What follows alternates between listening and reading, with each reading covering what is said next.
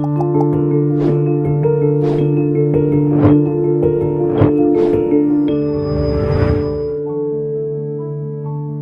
po bang mas malaki ang kasalanan ng tao kapag nakagawa siya ng kasalanan ng maliit? Ngunit bawal po sa iglesia. Kaysa malaking kasalanan sa ibang relihiyon. Halimbawa po, yung ibang relihiyon po ay nakapatay o pumatay. At yung kapatid po na Church of God ay kumain po ng bawal.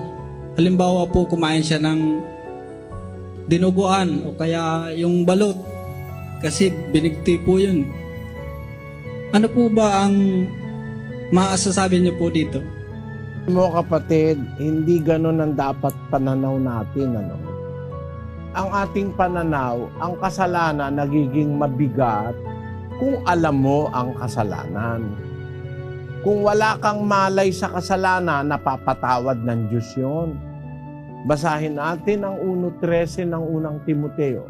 Bagaman ang una ako'y naging mamumusong at manguusig at mang-aalipusta, gayon may kinahabagan ako sapagkat yaoy ginawa ko sa di pagkaalam, sa kawalan ng pananampalataya.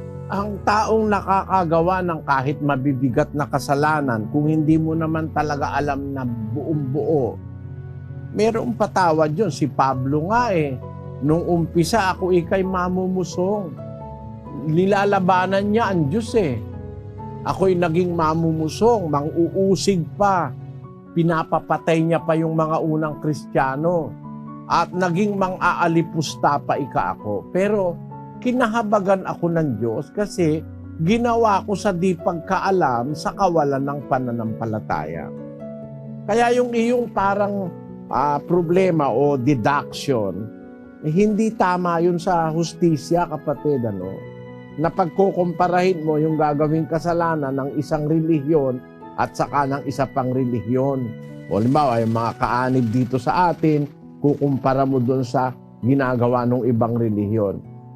Ang pinakapunto na dapat maintindihan, ang nagpapabigat sa kasalanan, yung kaalaman mo. Kasi kung wala kang kaalaman, nagawa mo mali, kahit mali na yung ginawa mo, kung yun hindi mo naman alam, di mo naman sinasadya, napilitan ka, o kaya itinulak kang magkasala, may patawad yun. Pero kung alam mo na, nakita mo na ang aral, napatunayan mo na aral, ayaw mong tanggapin, nilabag mo pa, ang sabi ng Hebreo 6:4-6 ganito. Sapagkat tungkol sa mga minsang naliwanagan at nakalasap ng kaloob ng kalangitan at mga nakabahagi ng Espiritu Santo at nakalasap ng mabuting salita ng Diyos at ng mga kapangyarihan ng panahong darating at saka nahiwalay sa Diyos, ay di maaaring baguhin silang muli sa pagsisisi. Yamang kanilang ipinapakong muli sa ganang kanilang sarili ang anak ng Diyos at inilalagay na muli siya sa hayag na kahihiyan. Ayun. Yun ikang minsang naliwanagan. Nakalasap na ng kaloob ng kalangitan. Nakabahagi na ng Espiritu Santo. Nakalasap na ng mabuting salita ng Diyos. Nakaalam na ng kapangyarihan ng panahong darating. Pagkatapos sa kakapanahiwalay sa Diyos dahil sa iyong kasama ang ginagawa, wala ka ng pag-asang mapatawad. Wala nang haing natitira pa tungkol sa kasalanan. Ayon. Sa 10:26 ng Hebreo.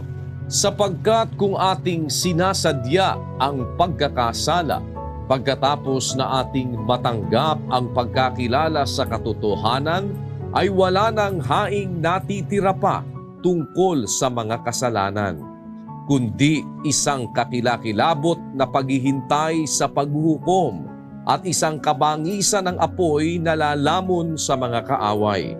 Kung sinasadya natin ang pagkakasala, pagkatapos na ating matanggap ang pagkakilala sa katotohanan ng sabi ni San Pablo, wala nang haing natitira pa tungkol sa kasalanan.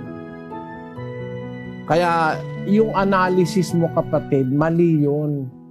Yung isa wala sa relihiyong totoo, yung isa nasa relihiyong totoo. Ang dapat na analysis, ang nasa relihiyong totoo, narinig mo na yung aral, naliwanagan mo, pagka yun ay sinadya mo, tinakwil mo, wala ka ng kaligtasan doon.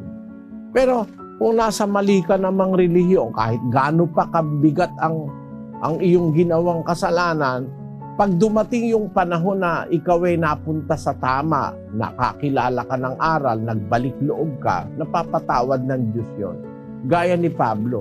Kasi nung gawin niya yung mga maling ginawa niya, nasa relihiyon siyang mali eh. Nasa relihiyon siya ng mga Hudyo. Basahin natin yung Galacia 1:13. Sapagkat inyong nabalitaan ang aking pamumuhay ng nakaraang panahon sa relihiyon ng mga Hudyo, kung paanong aking inusig na malabis at nilipol ang iglesia ng Diyos. At ako'y nangunguna sa relihiyon ng mga Hudyo ng higit kaysa marami sa aking mga kasinggulang, sa aking mga kababayan.